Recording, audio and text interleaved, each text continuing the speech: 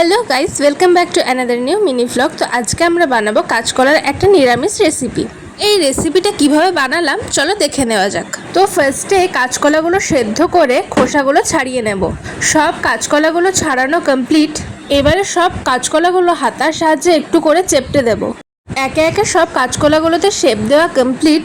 এবারে এই কাঁচকলাগুলোর ওপরে পরিমাণ মতো হলুদ, লঙ্কা গুঁড়ো, বেসন, সানফ্লাওয়ার অয়েল আর পরিমাণ মতো নুন দিয়ে কাঁচকলাগুলোকে ভালো করে মাখিয়ে নেব। কাঁচকলাগুলো ফাইনালি ভালো করে ম্যারিনেট করা কমপ্লিট।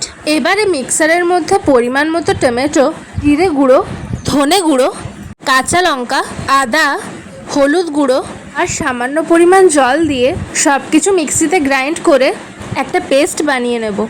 এবারে কড়াইয়ের মধ্যে তেলটা ভালো করে গরম হওয়ার পরে কাঁচকলাগুলো একে একে দিয়ে দেবো। তো তোমরা দেখতেই পাচ্ছ যে সব কাঁচকলাগুলো খুব ভালোভাবে ভাজা হয়ে গেছে। এবারে কড়াইয়ের মধ্যে তেল গরম করে তার মধ্যে দুটো শুকনো লঙ্কা দিয়ে এর মধ্যে কিছুটা পরিমাণ মেথিও দিয়ে দেবো। প্রায় 1 মিনিট মতো মেথিটা ভেজে তুলে নেবো, কারণ মেথিটা যদি রাখা হয় তাহলে তরকারিটা একটু তেতো তেতো লাগবে, সেই জন্যই এগুলো তুলে ফেলে দেবো।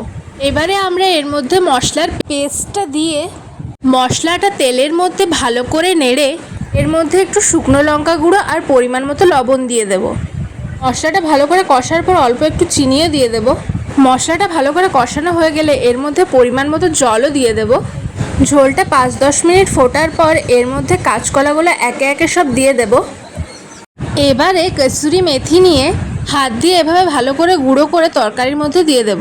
আমাদের কাঁচকলার তরকারি প্রায় কমপ্লিট হয়েই এসেছে। ব্যাস এবারে ফাইনালি কাঁচকলাটা নামানোর আগে ওপর দিয়ে একটু গরম মশলার গুঁড়ো ছড়িয়ে দেবো।